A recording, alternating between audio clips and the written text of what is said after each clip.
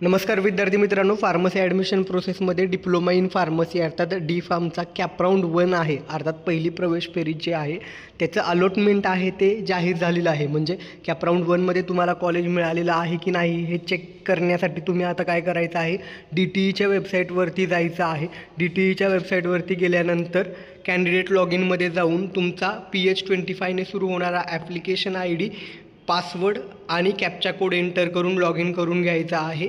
Log in केल्यानंतर या ठिकाणी तुम्हाला तुमच्या लॉग इनमध्ये कॅप राऊंड 1साठी तुम्हाला कॉलेज मिळालेलं आहे की नाही हे समजणार आहे. अशा पद्धतीनं लॉग इन केल्यानंतर डॅशबोर्डवरती आल्यावरती खाली प्रिंट ऑप्शनमध्ये अलॉटमेंट प्रिंट दिसत आहे.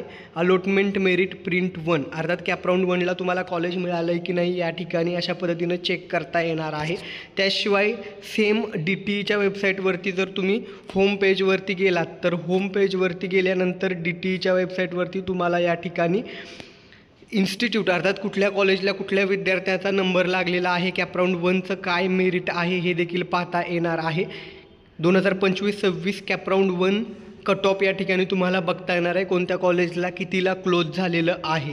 त्याशिवाय मी डिस्क्रिप्शन बॉक्समध्ये इन्स्टिट्यूट वाईज कुठल्या इन्स्टिट्यूट म्हणजे कोणत्या कॉलेजला कुठल्या विद्यार्थ्यांचे नंबर लागलेले आहेत ते इन्स्टिट्यूट वाईज चेक करायची लिंक देखील डिस्क्रिप्शन बॉक्समध्ये देत आहे.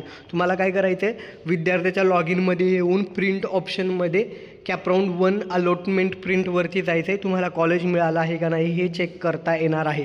अर्थात आता कॅप राऊंड 1चा रिझल्ट लागल्यानंतर पुढची प्रोसेस काय आहे, तुम्हाला मिळालेलं कॉलेज घ्यायचं असेल तर त्या कॉलेजला फ्रीज करायचं आहे आणि कॉलेजमध्ये जाऊन रिपोर्टिंग करायचं आहे. तुम्हाला मिळालेलं कॉलेज नको आहे, यापेक्षा अजून चांगलं कॉलेज मिळायचं असेल त्यासाठी वेट करणार असाल तर नॉट फ्रीज बेटरमेंट करायचं आहे. बेटरमेंट केल्यानंतर संबंधित कॉलेजमध्ये रिपोर्टिंगला जायची आवश्यकता नाही आहे. हे पूर्ण जे वेळापत्रक आहे ते या ठिकाणी DTEच्या वेबसाईटवरती इम्पॉर्टंट डेट सेक्शनमध्ये दिलेलं आहे. 7 तारखेला आज कॅप राऊंड 1चं अलॉटमेंट आलेलं आहे. त्यानंतर आता 8 तारखेपासून ते 10 ऑक्टोबरच्या दरम्यान तुम्हाला फ्रीज आणि बेटरमेंटची प्रोसेस करायची आहे आणि 8 आणि 10 तारखेच्या दरम्यान जर तुम्ही फ्रीज केला असेल तर संबंधित कॉलेजमध्ये रिपोर्टिंग करायचं आहे. कॅप राऊंड 2 आहे तो 11 ऑक्टोबर 2025पासून सुरू होत आहे. त्यासाठी सीट मॅट्रिक्स 11 ऑक्टोबर रोजी येईल. 12 ते 13 तारखेच्या दरम्यान कॅप राऊंड 2साठी ऑप्शन फॉर्म भरता येणार आहे. जे विद्यार्थी कॅप राऊंड 1मध्ये नॉट फ्रीज बेटरमेंट करतील किंवा ज्यांनी काही कारणास्तव कॅप राऊंड 1ला ऑप्शन फॉर्मच भरला नव्हता असे विद्यार्थी कॅप राऊंड 2साठी ऑप्शन फॉर्म भरू शकतात. तर हे महत्त्वाचं अपडेट जे कोणी डी फार्मला ॲडमिशन घेत आहेत त्यांच्यासह शेअर करायला विसरू नका. धन्यवाद. थँक्यू.